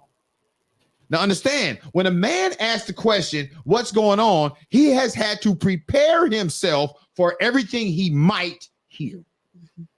Because the worst thing he could hear is, I don't love you anymore. I don't want to be married. And a man don't want to hear that. Sure. So when he goes to you and says, hey, I can no longer ignore the fact that something has changed. I can no longer ignore the fact that our relationship isn't quite on the same page. So now I got to come to you and I got to ask, because he'll never ask this in front of the kids. He ain't going to ask this in front of his partners. He's going to pull it so that if he's embarrassed by what you say, it's going to be a private embarrassment. Mm-hmm. What's going on? And then when you go to open your mouth and start to speak your truth, which isn't true, it's just what you believe is true, and he's hearing you, I want you to think about, I think men and women have to do this, but it's right now I'm kind of dealing with the wife. When a husband has to sit there and hear the wife articulate into his hearing what's going on in her heart concerning him, when he knows good and doggone well that ain't him at all, let me tell you, that is frustrating. And it hurts. Why does it hurt? Because how do you come to these conclusions?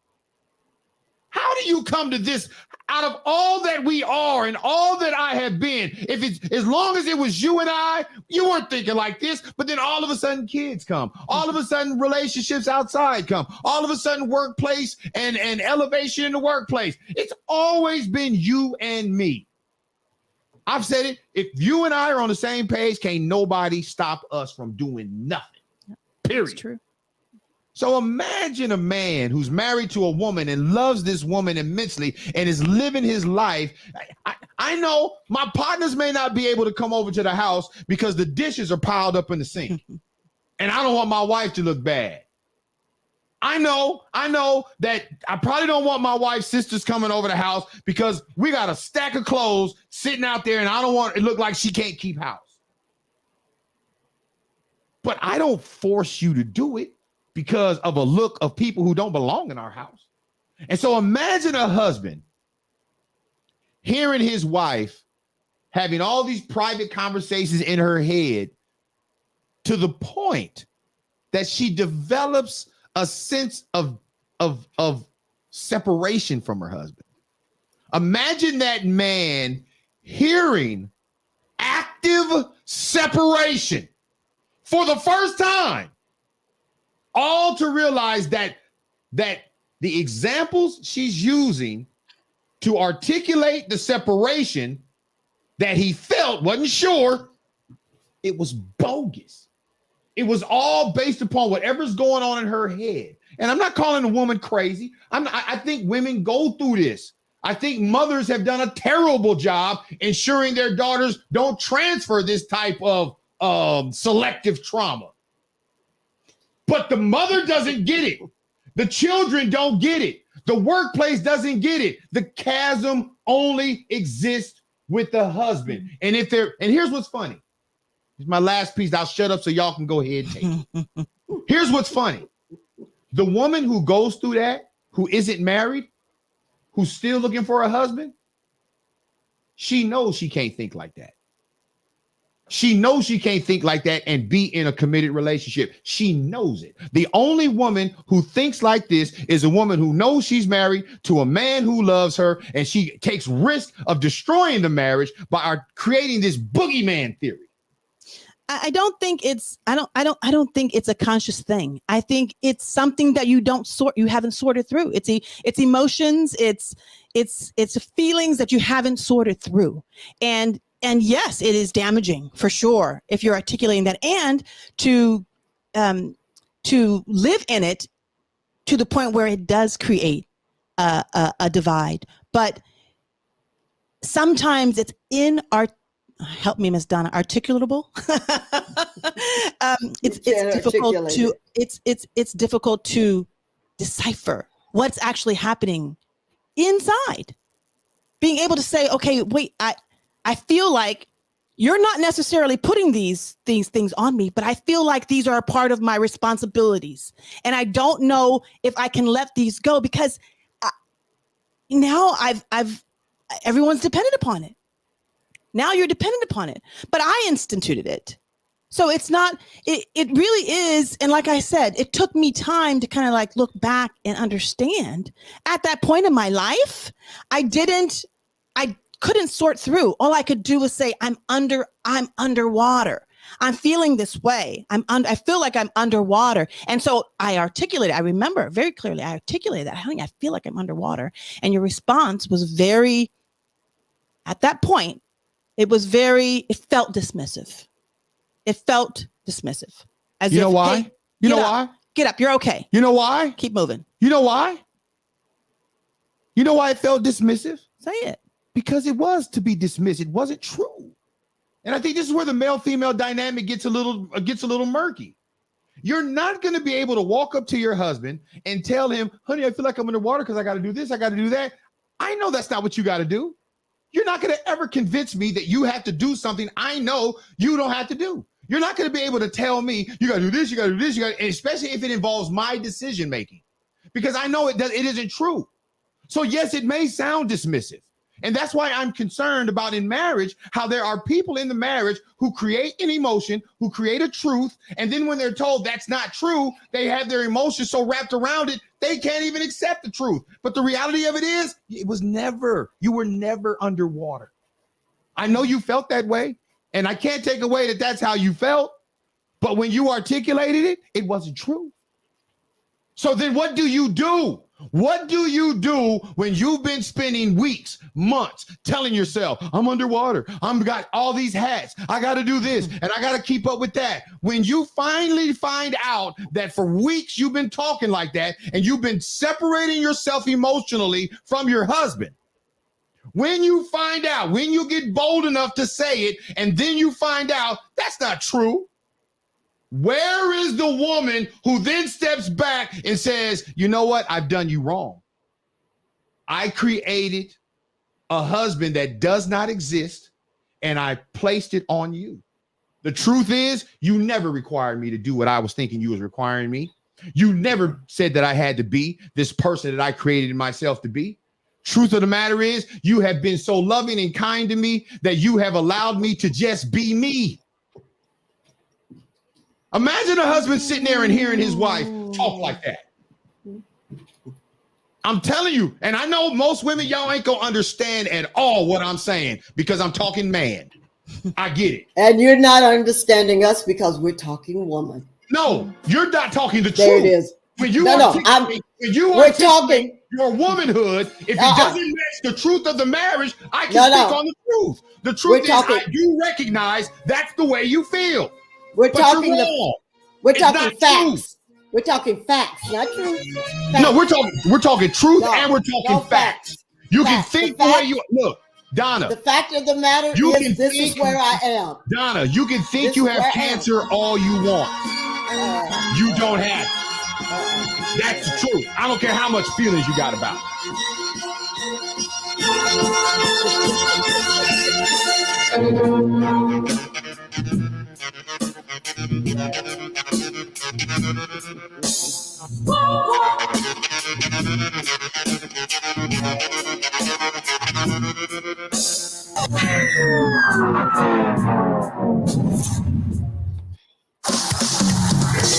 Y'all don't mind, can I take you to down North Carolina? Outside the county line, just for a few moments. I'm living that life. And with the Lord, I shall not stray. Good God Almighty. Yeah. I'm living it life. Thank you, Lord. And with the Lord, I shall not stray.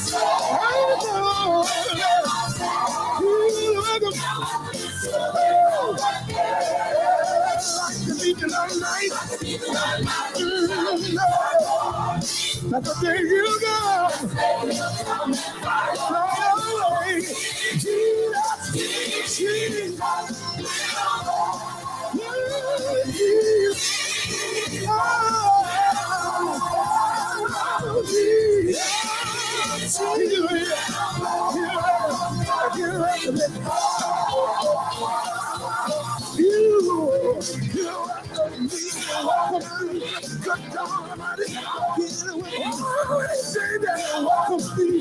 I believe when it comes for me, you're welcome me. When it comes to sky, yes, you will.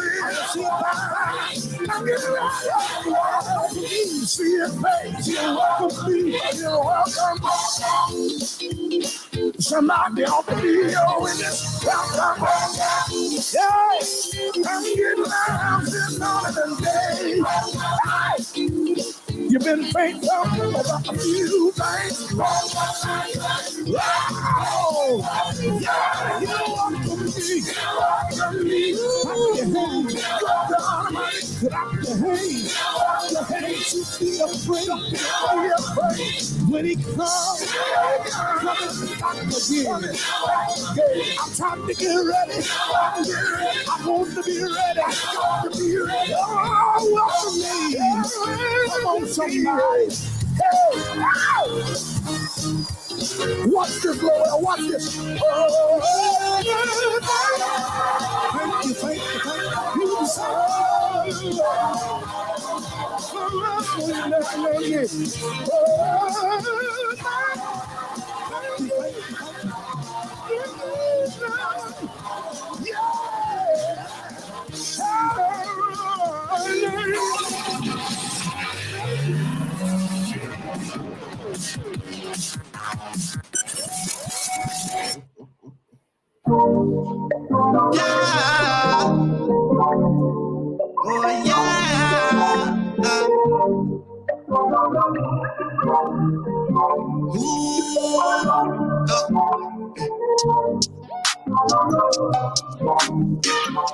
Issues After Dark. Donna Williams. Your big brother Deion Evans, special guest studio. Leticia Evans. She's created this superwoman who called you that. Can I ask a question? Because I realize in these conversations, someone like me can't win. Now, if I was there is no win or lose in this. It's a discussion. It's an argument towards unity. Let us argue towards unity. Well, until we get to unity, there's a winner and a loser. Listen. No, we're just traveling Here's on what's this funny. road. This is funny. If I was in here crying and expressing my emotions about how hurt I am and stuff like that, I could turn the crowd. But I'm not that guy. I don't have a problem just talking the way I talk. And I talk this way all the time. It don't matter what the subject. And because I talk the way I talk, I'm typically misunderstood by many, and I care. I'm not the person that I don't care what people think. I do care what people think, but I also understand that I'm not going to change because I believe certain people don't understand. I'm going to still be me. Let me ask you guys this question because we've been covering a lot of stuff. I'm going to gear this at our guest. Oh boy. I'm going to ask you an honest question. Okay. Hypothetical. Honest and hypothetical. Honest and hypothetical. Okay. If I asked you, honey, something seems to be off. What's going on? And you said to me, I feel like you want me to cook and clean every day. Mm-hmm. And I just can't keep up. I got all this other stuff I'm going through and blah, blah, blah, blah, blah. If I was able to honestly tell you, I don't know where you got that from, but you're absolutely wrong. I never expected you to cook or clean. For every time you articulate and have emotion, and then your emotions provoke a situation in our marriage where I have to then ask you, because you're silent enough to be loud, to cause me to be like, my love makes me say, hey, something's wrong. What's up? And I shouldn't have to chase you like that, but I understand in the dynamic of marriage that often happens. Somebody's chasing somebody. Would you be willing that for every time you're wrong, you would have to live that life for a week? Meaning? Would I be willing? Well, yeah, for a week. I would no, I wouldn't. But I would say no. Listen to what I'm saying. I am. If I were aware, if I had processed what was taking place inside of me enough to be able to have a conversation with you about it, and that was your response to me, I could receive it, and I could say, Are you suggesting that this is something you don't do anymore? No. Listen, I'm saying if for me, if I'm in an emotional place, let's just say I feel overwhelmed. Mm-hmm. For me to be able to have a conversation with you like that, I would have had to sit back, calm myself, think about what is causing me this emotion, and then be able to articulate it. But why do you have to do that? There are points where... Why do you have to do that in marriage? No, what was your... In marriage? Your question was... I know, but what I'm saying is, my question is clear. You went on somewhere else. My question, I say clear like as if I'm clear. My question is, if you tell me, mm-hmm. I feel overwhelmed because you want me to do this, you want me to do that. And I said, no, I did not ask you to do this or that. But mm-hmm. since you made that up mm-hmm. and you made me guilty for it, let me get my guilt. Go ahead, and for the next week, you're going to do all the cooking. You're going to do all the cleaning. My question to you is, are you okay with every time you're wrong? I know you're That's not. Punitive. Exactly. Watch this. You would not accept the punitive, right? I served the punitive in your silence. The only reason why the punitive stopped is because I loved you enough to say, honey, what is going on? Something is wrong. And I was able to articulate Stop. it. But I've already served the punishment. I've already served the punishment. And that I understand. And that is... So my situation is... That's dangerous and that's hurtful. And I understand that. What I'm saying is... You can't keep doing that in marriage to a husband and think that somehow he's going to be excited about coming home every night. You can't. And you're right. That's why it would require those that have to be able to set aside time, to be able to take that step back and to assess what's going on within. Because if you don't know exactly, no, listen, it's honest. I don't trust. Once you have proven to me that in your silence, you can create these conversations in your head that cause you to divide and despise me, I can't trust you by yourself no more. You haven't proven that you can think about something negatively and instead of blaming me, check yourself. I'm saying most people can't do that, male or female. Yeah, but your question was, if I had come to you with this information. I'm saying you've already punished me. I see the stonewalling. Mm-hmm. I see the non-sexual attire at night. I see all that stuff. That's rare. And then I say, that is rare. And then I say, hey, honey, because I love you, I recognize you're off. Honey, what's wrong? You've been kind of off for like the last 2 weeks. Then you say, well, the reason why I've been that way is because I feel like you expect me to do this and you expect me to do that. I'm like, hold on, what? How did you come up with that? Mm-hmm. Well, I'm sorry, honey. I just thought that's what you were doing. Okay, now that you've apologized, but I've already served the 2-week sentence.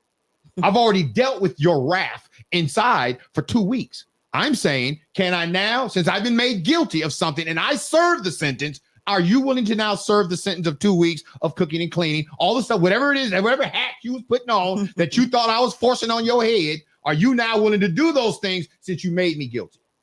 And I would suggest, like most people would say, no, I'm not going to, in retrospect, do that. Because in the moment you have, if I was fully aware in the moment, if I knew what emotionally I was going through in the moment, and I chose to withhold it and didn't share that information with you, yeah, I'm at fault. I'm wrong for doing that.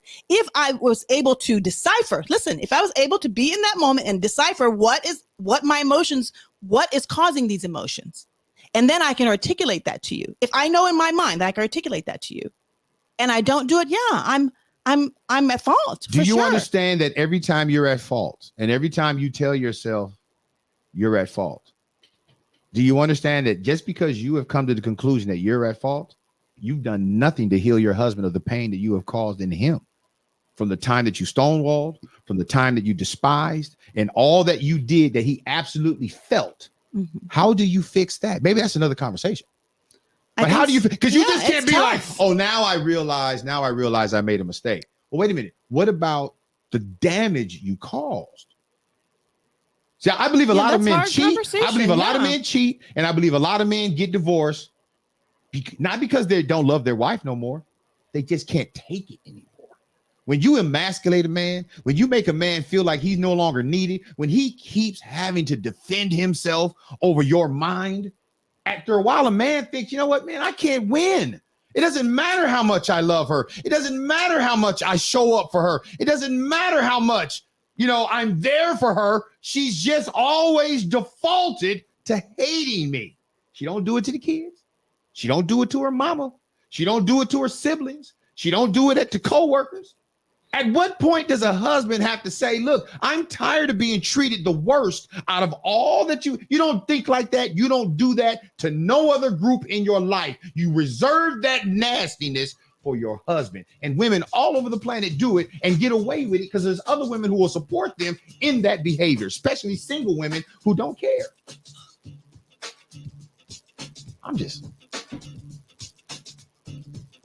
That's why I like single women who care about marriage.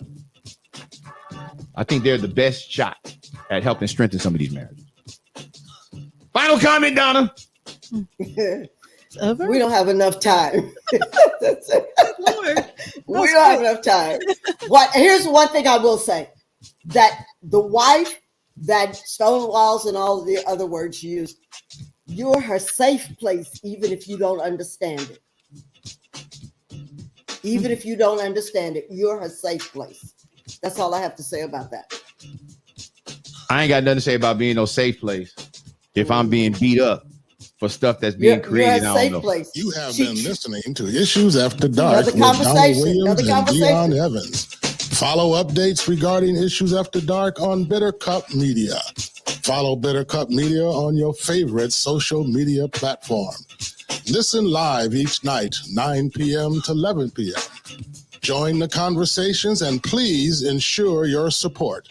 Donations to support this broadcast can be sent to Cash App, Venmo, or Zelle at Bitter Cup Media. And as our hosts would say, good night and God bless you.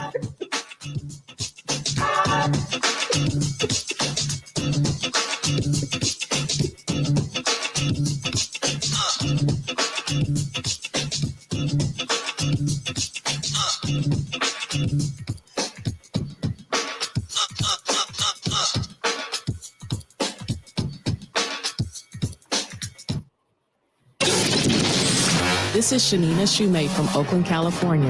You are listening to Bitter Cup Media.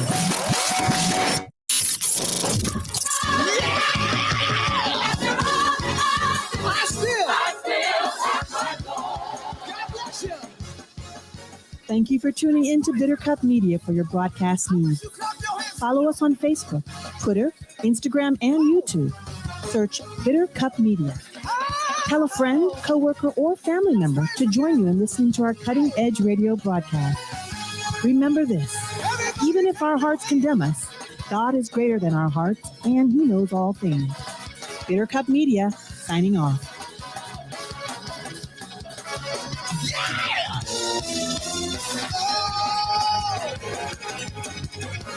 Clap your hands.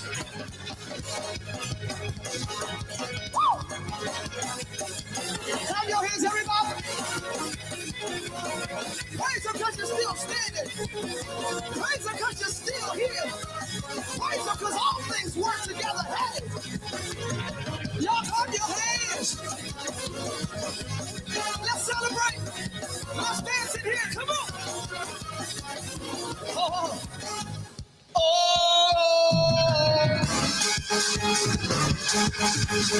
Let's go, come on. Let's go, come on. Let's go, come on. Let's go, come on. You're not jumping. You're not praising. Oh. Yeah! Yeah! Yeah! Ow! Yeah!